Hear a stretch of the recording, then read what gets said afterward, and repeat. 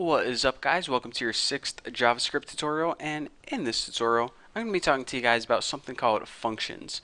Now, a function is basically a mini program. It's a mini program that you can use anytime you want throughout your JavaScripting. For example, if you're making YouTube, they probably have a function to play the video whenever you hit the play button. They have a function to pause the video whenever you hit the pause button. They have a function to add a vote to the thumbs up whenever you click the thumbs up button. So as you can see, a function can be called not only as soon as the web page loads, but it can be called anytime you want. So let's go ahead and make a function right now. In order to make a function, you first type the name, well, let's give us some space. Type the name function. This tells JavaScript, alright, we're about to make a function. Now after this, you give a name to your function. I'm going to name mine funky because this function is funky. Now after this, you add two little parentheses. I'm not going to be talking about these yet, but these are called your parameters. So we'll just ignore these for now until the next tutorial. And then after these, you add two little curly braces. Now inside the curly braces is where you're going to be putting all of your JavaScript code. All of the code you put in here, all the statements, is the code that it's going to run whenever you want to use your function. So if you're making that YouTube page, whenever they clicked the play button, you would play the video now.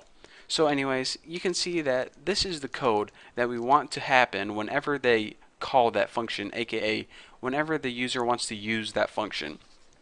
So let's go ahead and in our function, we'll make it do something really simple. Let's go ahead and make a pop-up appear on our screen. So making pop-ups is really easy in JavaScript. All you need to do is write the name alert, and this means make a pop-up on the screen.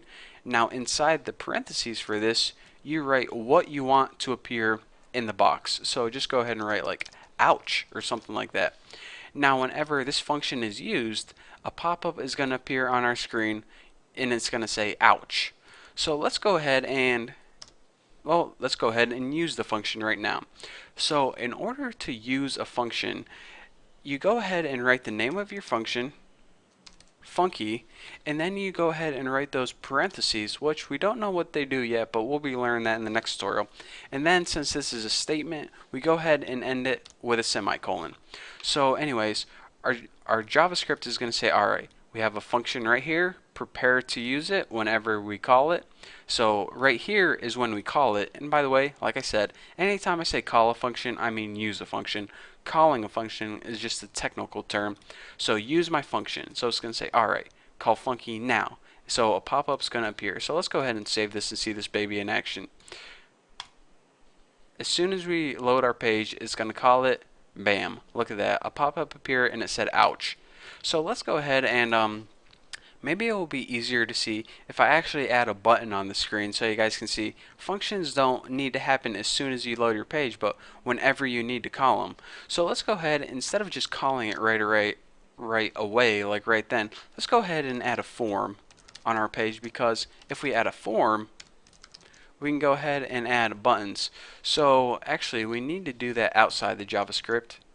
Since it isn't actually part of JavaScript, it's actually part of XHTML. So go ahead and add a form and your form right here. And inside your form, you're only going to have one element, the input. And by the way, if you have no idea what I'm doing right now, go ahead and watch my XHTML tutorials. I talk all about forms and stuff like that. So the input, the type of this is button. It's just going to appear as a button on your screen. The value is what you want to say on the button, and we'll just write touch me. And there is another parameter that you can add to your buttons, and that's on click. And inside, or the value for on click, you go ahead and you write the name of your JavaScript function. And I'm just going to go ahead and write funky because that's the name of the function. So anyways, check this out. If we go ahead and save this and launch it in Chrome, we go ahead and we have a button on the screen that says touch me. That's by default what's loaded on our web page. But you can see we added an attribute to this function, or excuse me, this button called onClick funky. That means whenever we click this button, we want you to use a JavaScript function called funky. So whenever we click this button, an alert box is going to pop up that says ouch. So let's go ahead and click this button, and we see the alert box pops up and it says ouch. Press OK, and that's it. So that is the beauty of, not only how to make buttons, but also how you can call a section of JavaScript by using something called functions. So anyways, by default, your web page loaded, and it loaded this form with a button on it. By default, it did nothing, but whenever we clicked it, it said, alright, whenever you click me, I'm going to call this function called funky. So that means I'm going to go back up here and do whatever you told me to do inside. So by the way, the line of code inside your curly bracket is called the declaration. Some people call it the body, but I just call it whatever code's inside your curly bracket. And that is the basics of how to create a function. Just go ahead and write the name function, the name, parentheses, curly brackets, and write your rules inside your function, and also how to call a function whenever you want using a button, or you can just call it automatically by writing the name of the function. But anyways, in the next tutorial, I'm going to show you guys what these parentheses are and why they are useful, and why most functions actually use those parentheses. So anyways, thank you guys for watching this tutorial. Thank you for learning the basics of a function. If you don't quite understand, just stick with me in the next tutorial. Everything will clear up for you. So anyways, thank you guys for watching. Don't forget to subscribe, and I will see you guys in the next video.